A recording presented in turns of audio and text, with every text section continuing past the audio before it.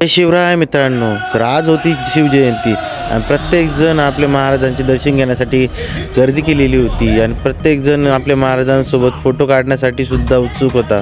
प्रत्येकजणाच्या चेहऱ्यावरती वेगळी स्माईल होती आणि मी सुद्धा आपल्या महाराजांचे दर्शन घेऊन निघालोच होतो पुढे. तेवढंच आपली मित्रमंडळी भेटली आणि त्यांना भेटून मी निघालो अशा ठिकाणी, जे ठिकाण म्हणजे आपल्या महाराजांच्या वाढदिवसाची निगडीत आहे. म्हणजे जर का एक दिवस जरी तिथं लेट झाला असता आपल्या जिजामातांना, तर त्यांचा जन्म त्या ठिकाणी झाला असता.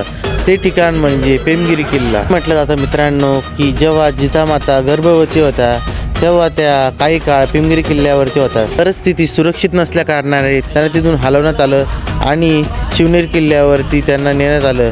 आणि दुसऱ्याच दिवशी 19 फेब्रुवारी 1630 साली आपल्या महाराजांचा जन्म झाला.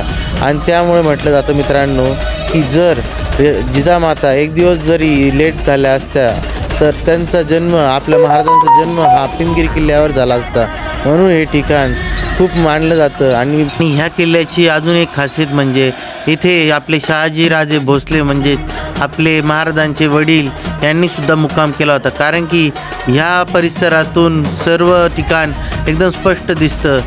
त्यामुळे हे ठिकाण निगराणीसाठी खूप चांगलं आहे आणि आज हा किल्ला आपल्या इतिहासाची आठवण करून देतो.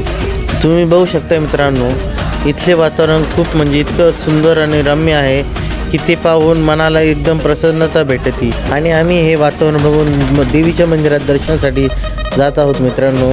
आणि पण हे वातावरण इतकं रम्य आहे की फक्त बघतच राहावं असं वाटत होतं. मंदिरसुद्धा खूप सुंदर आहे मित्रांनो.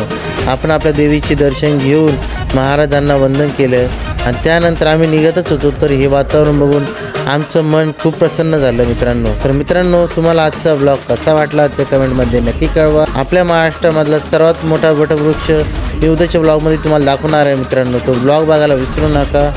जय श्रीराम आणि जय शिवराय.